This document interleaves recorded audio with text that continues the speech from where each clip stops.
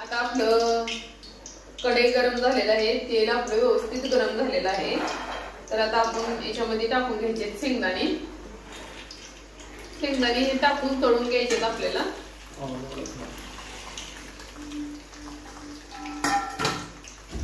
असं मंद आचेवर एकदम व्यवस्थित शेंगदाणे सगळे तळून घ्यायचे.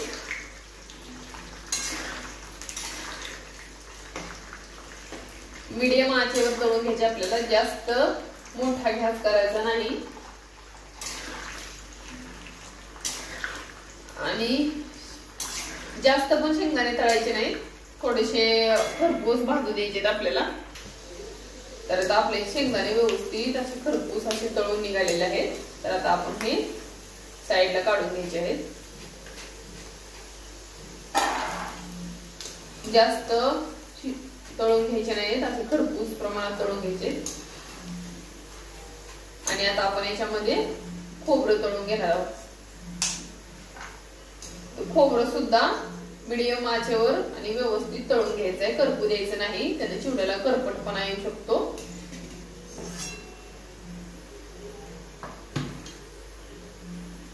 तर आता आपण टाकून घेतलेलं आहे ह्याच्यामध्ये खोबरं.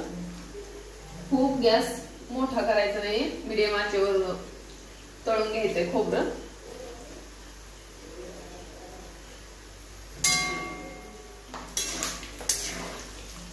असं व्यवस्थित भाजून घ्यायचं. आता आपलं खोबरं व्यवस्थित खरपूस असं तळून निघालेलं आहे. तर आता आपण हे काढून घ्यायचं आहे एका भांड्यामध्ये.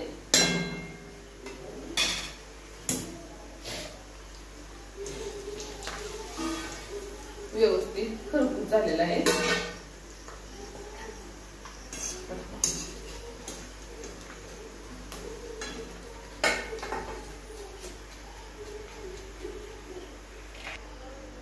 आता आपण लसूण भाजून घेणार आहोत. तर अशा प्रकारे लसूण भाजून घ्यायचंय आपल्याला. फोडणीत एकदम असं सोडायचं नाहीये. अशा प्रकारे आपण लसूण भाजून घ्यायचंय. त्याच्यानंतर तुम्ही थोडंसं असं हे करू शकता.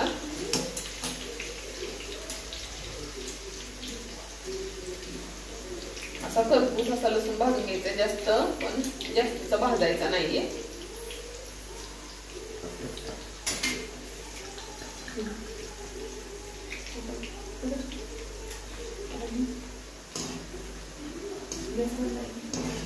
आणि आता हे लसूण भाजून झाल्यानंतर आता मिरची तळून घ्यायची आपल्याला.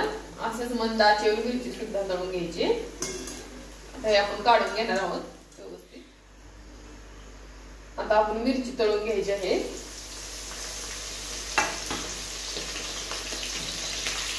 जास्त करपू द्यायचं नाही, व्यवस्थित तळून घ्यायचं आहे.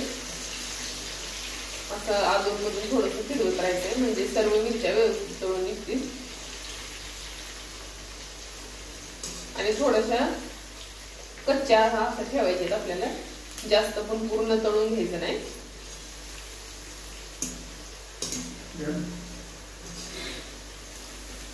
आणि आता आपण काढून घेत आहोत मिरच्या.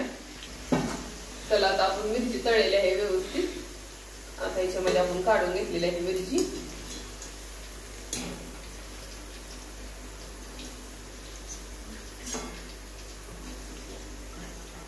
आता आपण कढीपत्ता तळून घेणार आहोत तेलामध्ये.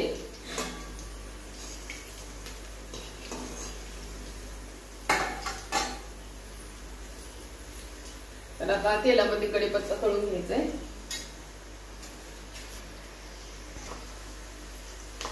तर आता आपला कढीपत्ता व्यवस्थित असं तळून घेतलेला आहे मी.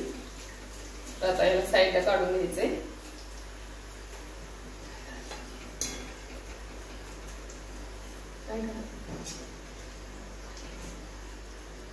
आता कोथिंबीर तळून घ्यायची आपण.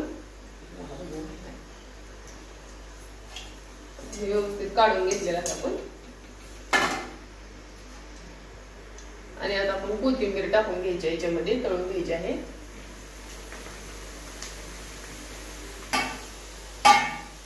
थोडीशी अशी कोथिंबीर व्यवस्थित तळून घेऊन बाजूला काढायची आहे.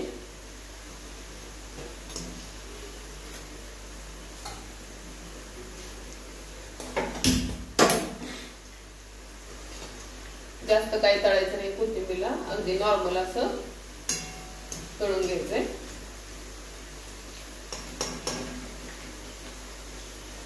आणि आता काढून घेणार आहोत आपण कोथिंबीर.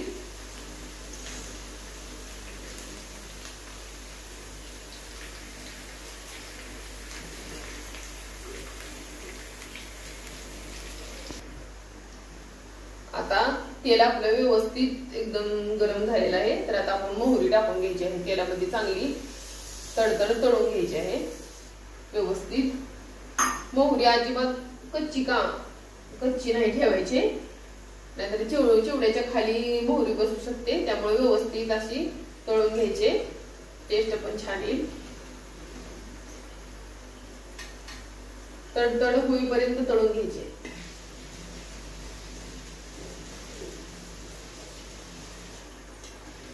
आणि आता मोहरी आपली तळून झालेली आहे. तर आता त्याच्यामध्ये आपण ऍड करायचंय, टाकून घ्यायचं आहे जिरे, टाकून घ्यायचं आहे.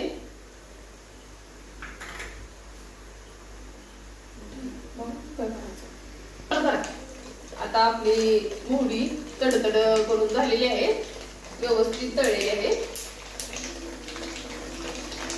आता आपण जिरे मिक्स करायचं आहे त्याच्यामध्ये. अशा प्रकारे जिरे मिक्स करून घ्यायचं आहे. आणि आता आपण थोडस हिंग पण टाकून घ्यायचं आहे त्याच्यामध्ये. आणि त्याच्यानंतर हळद पण टाकून घ्यायची आहे.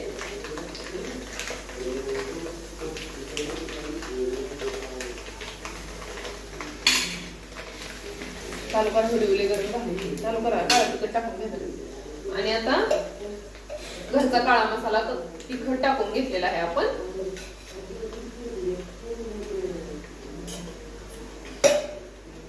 आणि त्याच्यानंतर आपण व्यवस्थित मिक्स करून घ्यायचं आहे.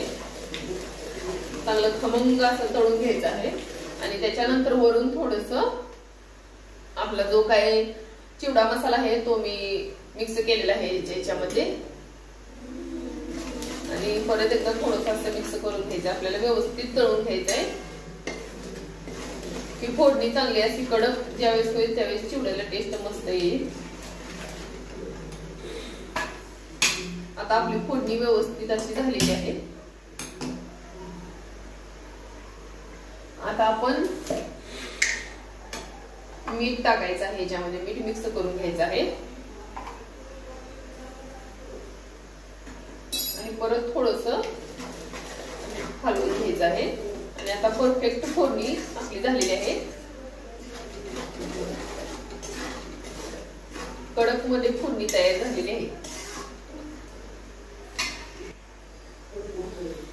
आता हे आपलं जे पहिल्यांदा आपण तळून घेतलेलं आहे लसूण, खोबरं आणि शेंगदाणे ह्याच्यामध्ये फोडणीचं बंद केलेलं आहे. आणि त्याच्यामध्ये आपण मिक्स करणार आहोत आता.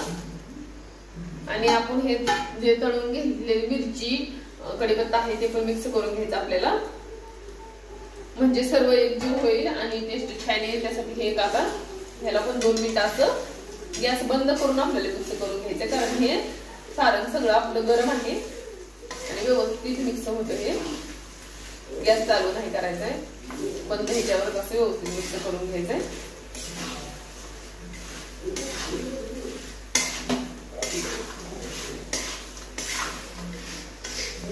आणि आणखी थोडस मीठ मी याच्यात टाकून घेतलेलं आहे. आणि थोडा आपला जो मसाला आहे चिवड्याचा तो चिवडा मसाला टाकून घेतलेला आहे थोडासा आणखी वरून. आणि आता व्यवस्थित मिक्स करून घ्यायचं आहे आपल्याला हे, म्हणजे फोडणी एकजीव होऊन जाईल सगळी. आता परत पुढे पुढे पडायला लागतील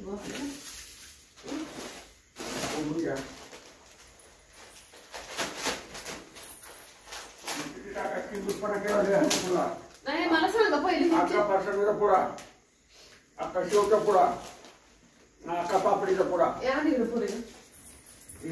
शेव नको घेऊ. कोणती नको घेऊ? मोठी शेव का लागते. कसला व्हिडिओ आहे? गेले व्हिडिओ चालूच आहे. झाले किती व्हिडिओ चालू झाले? व्हिडिओ बंद करा. तर आता हे कोल्हापुरी चिरमुरे आहेत. तर आता याच्यामध्ये मी हे फरसाणा सगळं व्यवस्थित असं मिक्स करून घेणार आहे. त्याच्यानंतर शेव, ते पहिलं आपल्याला सगळं असं व्यवस्थित टाकून घ्यायचंय, त्याच्यानंतर मिक्स करायचंय. त्याच्यानंतर फाफडा पण टाकून घेतलेला आहे आणि हे थोडंसं आपल्याला अगोदर असं मिक्स करून घ्यायचंय.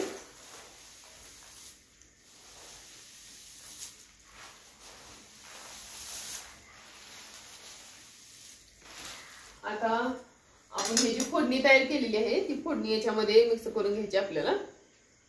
आपण असे व्यवस्थित टाकून घ्यायचे आपल्याला सगळं आणि सगळे जीव करून मिक्स करून घ्यायचंय.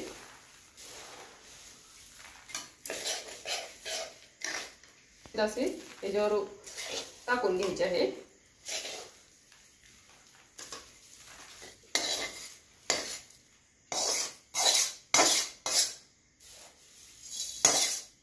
आणि त्याला आपण व्यवस्थित मिक्स करून घ्यायचं आहे. अशा प्रकारे आपण व्यवस्थित असं मिक्स करायचंय.